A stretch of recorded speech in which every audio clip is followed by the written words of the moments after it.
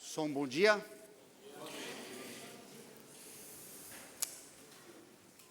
Muito bom, né? Se vê depois do retiro. Poucos dias para a gente se ver de novo, né? As dores do futebol já passaram. Mas, para alguns, eu suponho, se passaram para mim, deve ter passado para todos.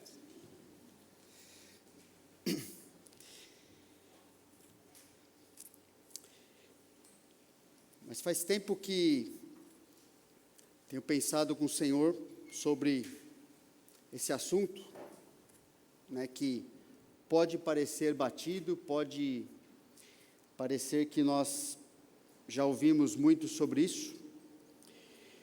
Só que quando a gente enxerga a questão do compromisso com Jesus, significa seguir a Ele, a gente vê muita confusão, tanto no entendimento, no tempo que a gente vive, e por causa disso, no procedimento, olhar para nossas vidas, e a gente vê, quanto mais nós ouvimos que o cristianismo está crescendo, que está acontecendo muita coisa, ao mesmo tempo, nós olhamos para a palavra e ficamos nos perguntando, ou podemos nos perguntar, né, mas e aquele fruto, e aquilo que acontecia, se o mesmo Espírito habita em nós, que habita também naqueles irmãos do início da igreja, por que em certos aspectos a vida é tão diferente, né? Interessante que no retiro, boa parte do que o Pierre ensinou, né, teve a ver com isso, ele chamou a nossa atenção para essa questão do compromisso, um compromisso que pode, em muitos casos, no nosso tempo, no nosso mundo de hoje, significa um compromisso até a morte. A palavra compromisso, ela significa um acordo, né? Um ajuste, um trato, uma promessa, uma responsabilidade que nós assumimos. Há muitas exortações na Bíblia sobre a necessidade da lealdade em relação a Deus, indicando que há muitos, quando a gente vê na Bíblia muitas exortações em algo que Deus quer chamar a nossa atenção, com certeza indica que há muitos interesses pessoais que estão competindo para que isso não aconteça. Interesses que desviam a nós do nosso compromisso em seguir o Senhor, seja na compreensão, seja no interesse, no procedimento. Muita gente, né, afirma seguir a Cristo, assim como muita gente começou a segui-lo quando ele começou o seu ministério. Quantos sobraram daquelas multidões que se diziam tão leais enquanto milagres estavam acontecendo, enquanto ele fornecia pão para comer cada dia, mas à medida que ele foi colocando as condições e o que aconteceria com aqueles que o seguissem, que teriam uma vida igual a dele, o pessoal foi indo embora. E cada um, na verdade, voltou para aquilo que era o seu real interesse, que era cuidar da sua vida, dos seus afazeres, e isso balançou até os discípulos, lembra? Jesus teve que novamente, depois da sua ressurreição, resgatá-los de novo, porque eles já tinham decidido voltar à velha vida, como se nada do que ele viveu com eles tivesse sido verdade. Mas Jesus foi lá, falou: vocês precisam de um ajuste para entender. E aí o plano fez sentido na cabeça deles. Seguir a Jesus é uma caminhada. Caminhada cristã normal é uma subida árdua, não como uma imposição ruim, mas libertadora, porque a gente vem de uma vida muito baixa, enquanto não conhecemos a Deus, não é? E nosso alvo agora é vivermos com o Altíssimo, com o Eterno. Olha o que a gente cantou aqui, essa música nova, vários atributos de Deus. Por isso as exigências em segui-lo confrontam diariamente a lealdade do nosso coração por coisas menores, para nos transformar em pessoas que têm em Jesus o seu único bem e satisfação. Se houver o nosso único bem em qualquer outra coisa, a nossa lealdade está dividida, e seguir a Jesus vai ser um fardo, não uma bênção para nós. Vai ficar difícil demais, não porque Deus planejou essas coisas erradas que nós queremos, mas porque nós decidimos que há algumas coisas que nós queremos mais do que segui-lo. E por causa disso, muitos ficam pelo caminho, porque preferem dizer não a Deus, ao invés de negar a si mesmo, que é uma cláusula, talvez a principal do que significa seguir a Cristo. Só que para o seu compromisso, para o meu compromisso se tornar inabalável, para a gente continuar, crescer em segui-lo, ponto mais fundamental é você conhecer e admirar aquele que nos salvou e se tornou nosso amigo e dono da nossa vida. Então a pergunta é: Jesus Cristo, você o conhece? Eu quero gastar um tempo aqui na mensagem, te relembrando algumas coisas, com uma mensagem assim, introdutória, na intenção de a gente gastar algum tempo na palavra. Isso é uma introdução, olhando nos evangelhos, como Jesus viveu e como ele convidou a gente a viver com ele, o que significa segui-lo. Mas a gente conhece a Cristo mesmo? Quando Deus se apresenta para a nossa melhor compreensão, Ele se apresenta por meio de Jesus Cristo. Nós ficarmos pensando em Deus, é difícil, né? É muito alto para nós. Davi falou isso, Davi conhecia Deus e falou assim: chega uma hora que eu não dou conta. E Deus enviou Jesus, não é à toa que Ele enviou Jesus para andar entre nós, como ser humano. As pessoas podiam conhecê-lo, conversar com Ele, contar da sua vida para Ele, tirar suas dúvidas, ver como Ele vivia. Lembra quando Ele chamou o primeiro discípulo? Aquela discussão, ia começar uma conversa teológica, sobre, não, mas de onde... Jesus terminou ali mesmo aquela conversa teológica e falou assim, ó, vem aqui e vê. Vem aqui passar a noite comigo. Vem andar comigo.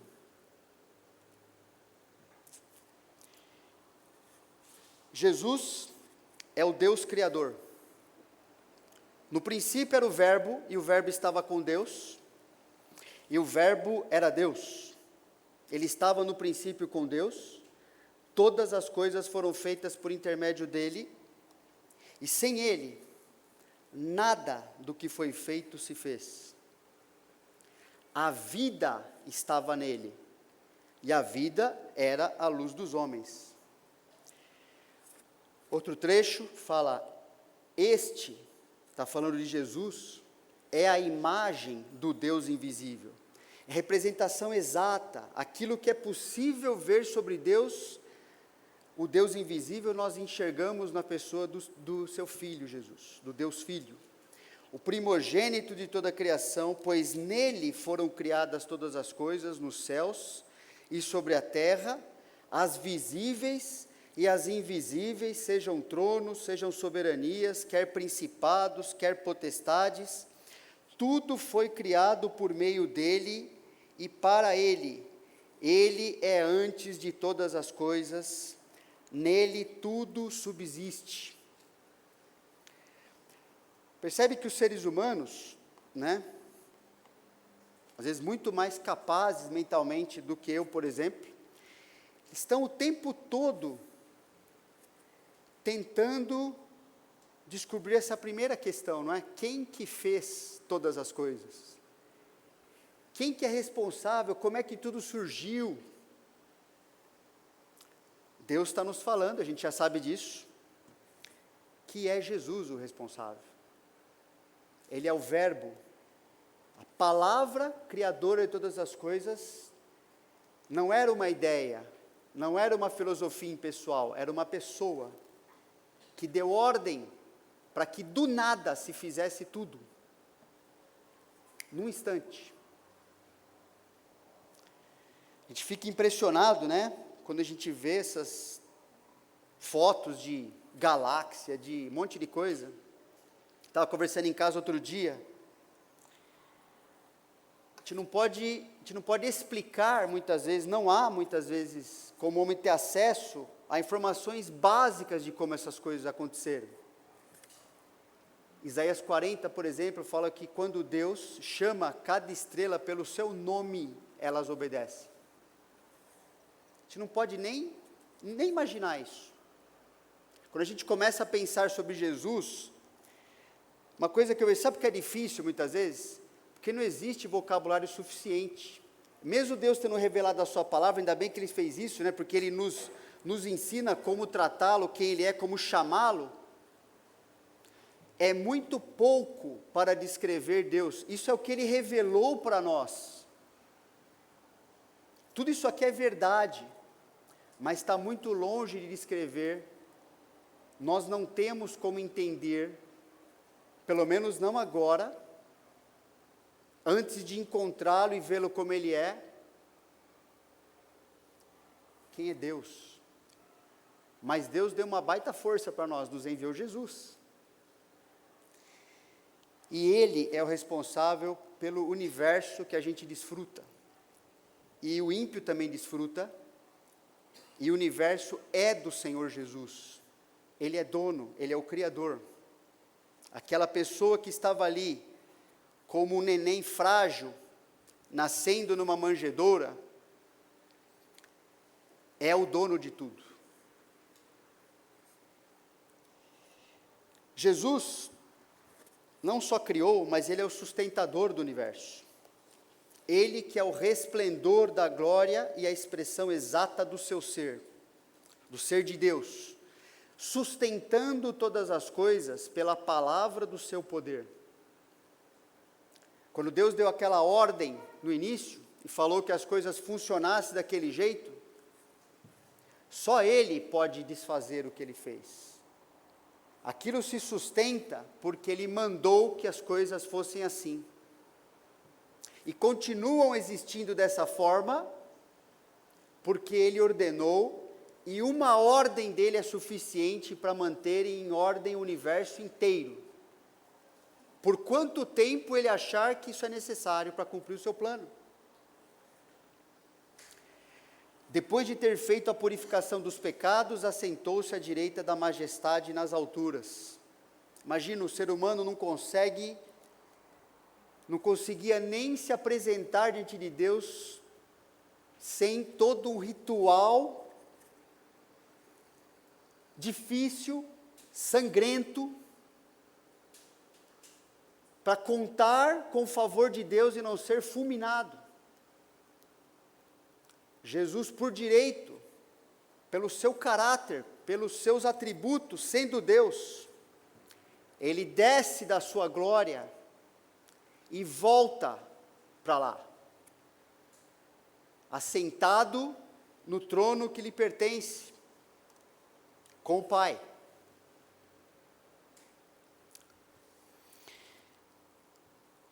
Vai pensando nessa mensagem, assim, procurando admirar, pede a Deus para você ficar admirado, para isso encher seu coração com quem é Jesus. Jesus é o Deus Salvador. Aquela pergunta de Faraó, Quem é o Senhor para que lhe ouça e a sua voz eu deixe ir a Israel? Não conheço o Senhor, nem tampouco deixarei ir a Israel. Que pergunta infame. Mas Deus respondeu. Depois de mostrar a sua superioridade sobre tudo que eles confiavam, vou colocar aqui o cântico de Moisés, né? Tem que ser em partes, porque é longo. Então entoou Moisés e os filhos de Israel este cântico ao Senhor, e disseram: cantarei ao Senhor, porque triunfou gloriosamente, lançou no mar o cavalo e o seu cavaleiro. O Senhor é a minha força e o meu cântico. Ele me foi por salvação. Este é o meu Deus, portanto eu louvarei. Ele é o Deus de meu pai, por isso o exaltarei. O Senhor é homem de guerra, Senhor é o seu nome. Lançou no mar os carros de Faraó e o seu exército, seus capitães afogaram-se no mar vermelho. Os vagalhões os cobriram, desceram às profundezas como pedra. A tua destra, ó Senhor, é gloriosa em poder, a tua destra, ó Senhor, despedaça o inimigo. Na grandeza da tua excelência, derrubas os que se levantam contra ti, envias o teu furor que os consome como restolho, como resfolgar nas tuas narinas, amontoaram-se as águas. As correntes pararam em montão, os vagalhões coalharam-se no coração do mar. O inimigo dizia: perseguirei, alcançarei e repartirei os despojos. A minha alma se fartará deles, arrancarei a minha espada e a minha mão os destruirá. Sopraste com o teu vento e o mar os cobriu. Afundaram-se como chumbo em águas impetuosas. Ó Senhor, quem é como tu entre os deuses? Quem é como tu, glorificado em santidade, terrível em feitos gloriosos, que opera as maravilhas? Estendeste a destra e a terra os tragou. Com a tua beneficência guiaste o povo que salvaste. Com a tua força o levaste à habitação da tua santidade. Os povos o ouviram, eles estremeceram. Agonias apoderaram-se dos habitantes da Filístia. Ora, os príncipes de Edom se perturbam. Dos poderosos de Moabe se apodera temor. Esmorecem todos os habitantes de Canaã. Sobre eles cai espanto e pavor, pela grandeza do teu braço. Emudecem como pedra, até que passe o teu povo, ó Senhor, até que passe o povo que adquiriste. Tu o introduzirás e o plantarás no monte da tua herança, no lugar que aparelhaste, ó Senhor, para a tua habitação no santuário, ó Senhor, que as tuas mãos estabeleceram. O Senhor reinará por todo sempre, porque os cavalos de Faraó, com seus carros e com seus cavalarianos, entraram no mar e o Senhor fez tornar sobre eles águas do mar. Mas os filhos de Israel passaram a pé enxuto pelo meio do mar. A profetisa Miriam, irmã de Arão, tomou um tamborim e todas as mulheres saíram atrás dela com tamborins e com danças. Um louvor espontâneo, porque quando a gente tem uma compreensão mais profunda e mais exata de Deus, é a única resposta digna. É exaltar o Senhor. Percebe, os problemas, as situações são colocados no seu devido lugar. Os medos, o que aconteceria, são colocados tudo debaixo de quem Deus é. Como nada. Porque Ele é o Senhor. E esse Deus aqui é o Senhor Jesus. Jesus é o Deus Senhor de tudo e todos. Enquanto navegavam, Jesus, ele adormeceu. E sobreveio uma tempestade de vento no lago, correndo eles o perigo de sossobrar, de afundar. Chegando-se a ele, despertaram-no dizendo: Mestre, mestre, estamos perecendo. Despertando-se Jesus, repreendeu o vento e a fúria da água, do jeito que ele tinha feito lá com o Faraó. Tudo cessou e veio a bonança. Então lhes disse: onde está a vossa fé? Eles, possuídos de temor e admiração, diziam uns aos outros: quem é este que até os ventos e as ondas repreende e lhe obedece? Essa semana estava sendo ameaçado aqui em Campinas de ter vento de 100 km por hora. A gente sabe, se acontecer isso, você não vai ser nem na porta da sua casa. Quantas e quantas vezes o Senhor Jesus mostrou que tudo que lhe pertence, Ele tem total controle, ou seja, tudo. Cuidando para que aqueles discípulos, que Ele mesmo havia dito, nós vamos chegar até outra margem. Ele não falou que seria sem tempestade, Ele só falou que nós vamos chegar. Com Ele no barco dormindo. Mas eles se desesperaram. E depois dessa experiência, eles começaram a perceber: esse aqui não é igual a nós. Quem é este? Essa pergunta é tão importante naquele contexto e continua sendo importante hoje. Por isso que as pessoas não querem ouvir, porque se elas forem honestas e fizerem essa pergunta e puderem ter a resposta, elas têm que se render a Jesus. Não tem outra escolha sábia, lúcida para fazer. Esse é aquele que tem controle de qualquer coisa que nos acontece. A gente não tem nenhum tipo de proteção que a gente é capaz de fazer por nós mesmos, nem por ninguém. A gente não consegue fazer nada para cuidar de nós, nada. Se Ele decidir que agora nós vamos parar de respirar, acabou aqui. Ele decide que nós vamos continuar fazendo isso. Ele decide que lá no campo agrícola, que você nunca viu falar de onde vem tal alimento, vai continuar produzindo aquilo que é bom para você comer, por exemplo, eu também. Ele que decide quando vai vir chuva, quando não virá. Ele que controla tudo que lhe pertence, tudo lhe pertence. Ele é o Senhor. Ele é dono. Ele tem absoluto controle e sabedoria em reger o universo que é dele. E a sua vida está incluída nisso, a minha também. Quem é este? E Jesus foi respondendo essa pergunta para esses discípulos.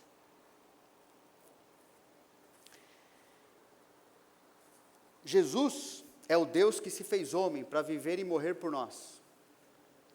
E o Verbo se fez carne e habitou entre nós, cheio de graça e de verdade, e vimos a sua glória.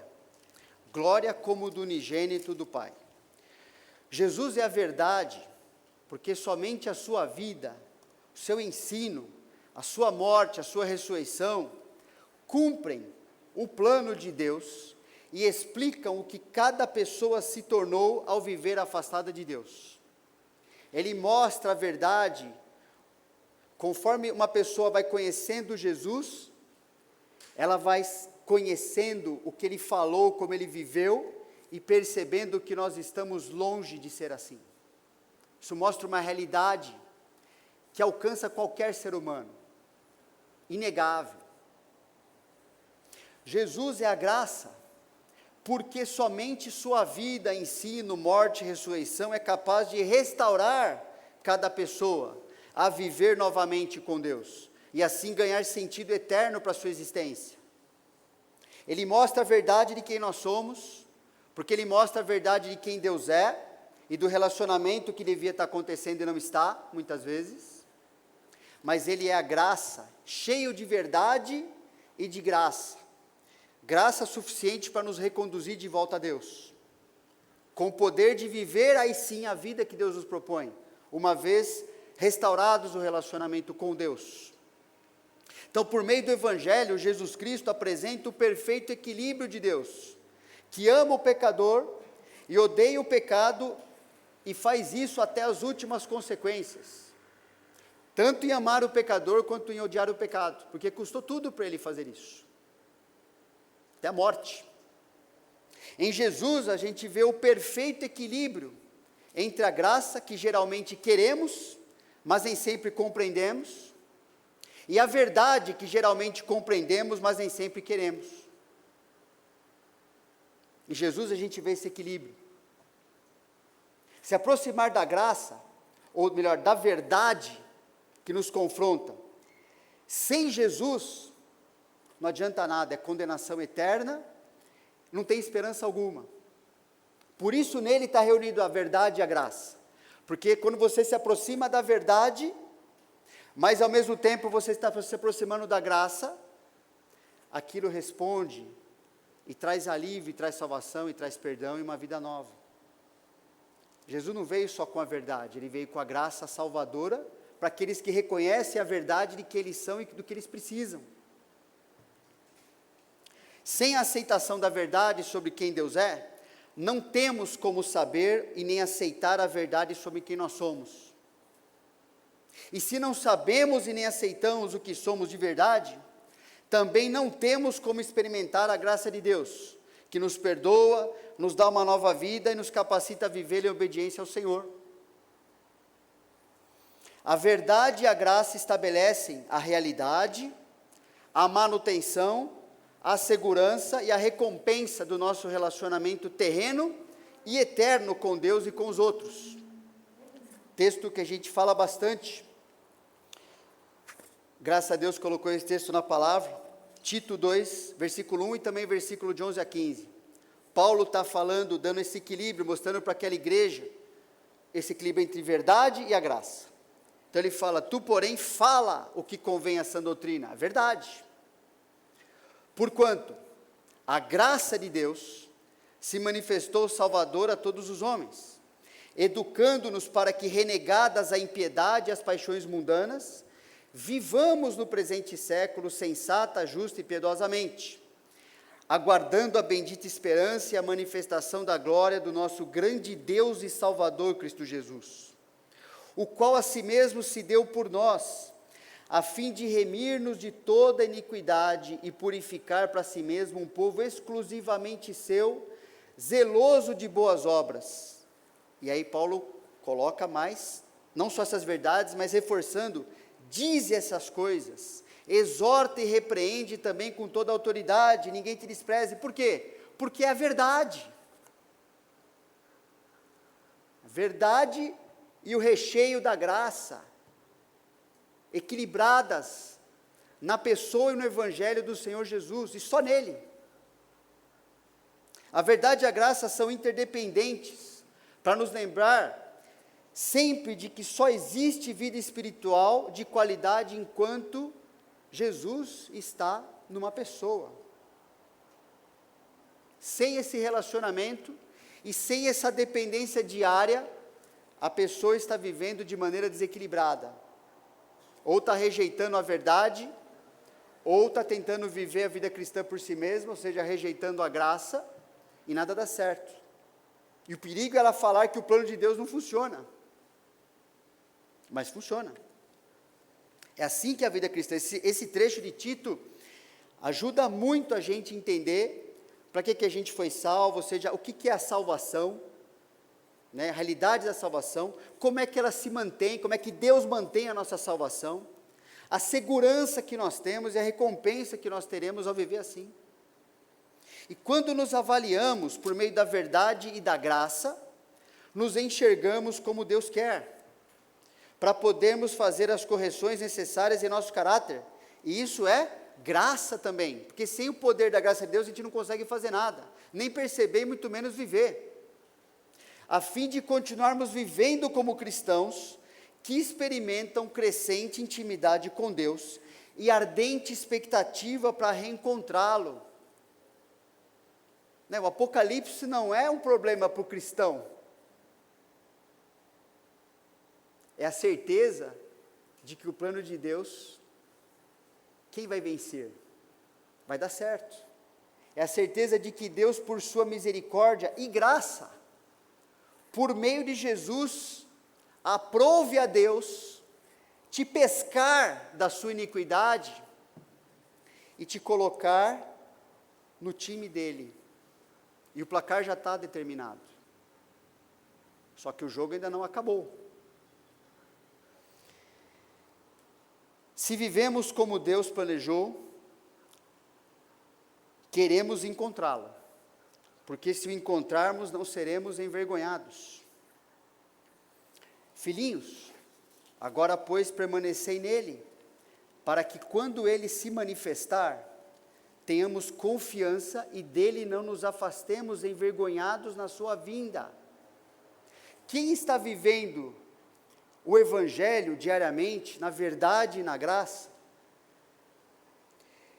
não deseja outra coisa a não ser que Jesus volte, para poder encontrá-lo, para poder continuar louvando. A eternidade não é chata para essa pessoa, ela não está se perguntando o que eu vou fazer lá para sempre. Ela quer voltar para a sua pátria, para o seu lar, não pelo motivo de se livrar de sofrimento aqui, mas pelo motivo de que ela quer ainda mais, de maneira plena, viver com aquele que ela já vive aqui. Uma das diferenças entre o não cristão do cristão, é que o não cristão se importa muito em não envergonhar a si mesmo perante o mundo, perante os seus interesses, perante aquilo que ele estabeleceu como sendo a sua necessidade, o seu valor, enquanto o cristão se importa muito em não envergonhar a si mesmo perante o seu Salvador e Senhor. E baseado nisso, fica fácil discernir entre um e outro, especialmente quando seguir a Cristo se torna numa questão de vida ou morte, ali fica fácil. Jesus Cristo, você o conhece? Irmãos, como eu falei, a gente não tem nem tempo. João falou isso, né?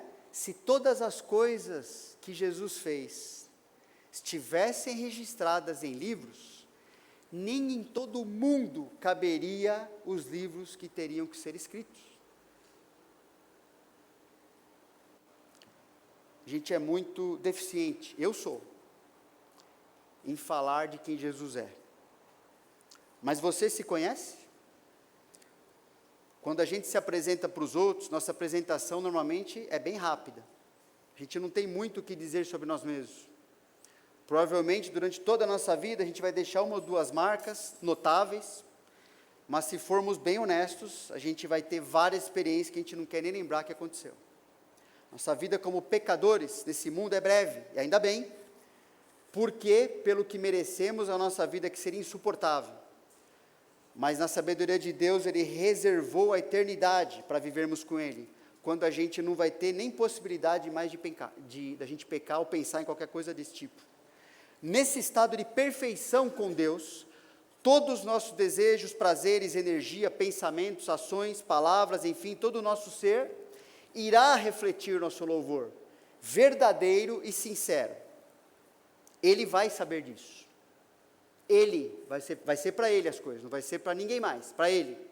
Todo o nosso ser vai amar a Deus e aos outros, sem segundas intenções, sem culpa nem medo. E é por isso que o Evangelho é tão resistido no mundo que a gente vive, e sempre foi. Mas se o nosso Evangelho ainda está encoberto, é para os que se perdem que está encoberto, nos quais o Deus desse século, ou seja, o diabo, cegou o entendimento dos incrédulos, para que lhes não resplandeça a luz do Evangelho da glória de Cristo, o qual é a imagem de Deus.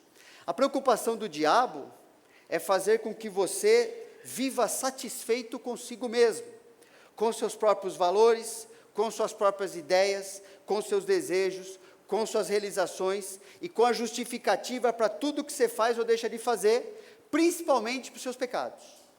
É isso que o diabo está interessado, é que você fique bem consigo mesmo. Você pode viver como quiser, desde que se mantenha distante do Evangelho. Porque o Evangelho, o que ele faz?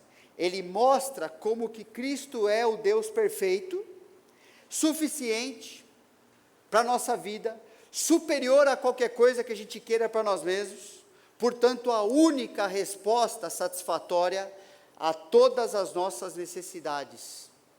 Por isso que é o evangelho que incomoda. E é o evangelho que o diabo quer deixar afastado das pessoas. Isso se aplica aos incrédulos, como está no texto, mas isso se aplica também aos crentes. Porque se não enxergarmos diariamente quem Cristo é, como Ele está conosco para nos ensinar, para nos repreender, para nos corrigir, para nos educar, enfim, nos transformar, nós continuaremos satisfeitos conosco, mesmo como crentes. E nosso compromisso em segui-lo perderá o seu valor, perderá o seu interesse, por acreditarmos que já temos o que precisamos, em nós mesmos ou na aprovação dos outros a nosso respeito. Essa foi basicamente a repreensão que Jesus falou para a igreja de Laodiceia, lá em Apocalipse, não é? Vocês têm uma noção falsa de que vocês têm tudo o que precisam já. Por isso eles tiveram uma vida carnal, independente de Deus, porque eles pararam de olhar para Jesus. Eles olhavam para si mesmos, olhavam para aquilo que eles definiam como sendo a vida cristã normal, não aquela que está na Bíblia, e eles se achavam grande coisa. Eles achavam que seguir a Cristo era assim mesmo.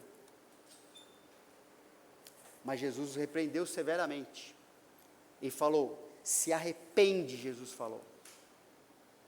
Compra de mim o que você precisa, porque você não tem nada. Você está cego e nu. Você está desprovido daquilo que você acredita que tem. Porque você me deixou de lado.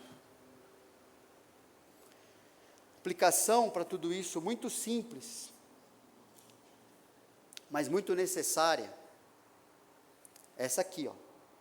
Leia a sua Bíblia diariamente. Peça a Deus para você enxergar a Jesus Cristo e se impressionar com a vida dele e com o que ele quer para você, com a disposição de obedecê-lo, especialmente naquilo que é a maior resistência da sua parte. Use o seu tempo com ele para isso. Se a gente sair do nosso tempo com o Senhor, impressionado com o Senhor, coisa boa aconteceu ali. Amém? Pai, agradecemos por podermos estar na Tua presença, reunidos, porque nós sabemos que até querer fazer isso vem do Senhor. Obrigado pelo tempo que o Senhor tem nos dado, porque o Senhor nos salvou, e o Senhor nos salvou por quem o Senhor é, e o Senhor é fiel a todo o compromisso que o Senhor estabeleceu consigo mesmo, por meio da sua palavra, que o Senhor deu a sua palavra de que as coisas seriam assim, e conosco, por nos colocar num relacionamento com o Senhor. Te peço que eu e todo mundo aqui comece a dar maior atenção, a se impressionar, a admirar a Jesus, e querer aprender o que significa segui-lo, para que Ele defina como nós vamos viver a nossa vida, que compromisso nós vamos ter, com quem, com que coisas que vão cooperar ou não, para aquilo que o Senhor determinou para nós, porque o Senhor é o dono, o Senhor, o Salvador da nossa vida. Nós pedimos isso em nome do Teu Filho, que nós sabemos que tem poder para vencer o pecado da nossa vida e para nos capacitar a viver uma vida nova, seguindo a Ele, juntos, como está na Tua palavra. E nós agradecemos em nome dEle. Amém.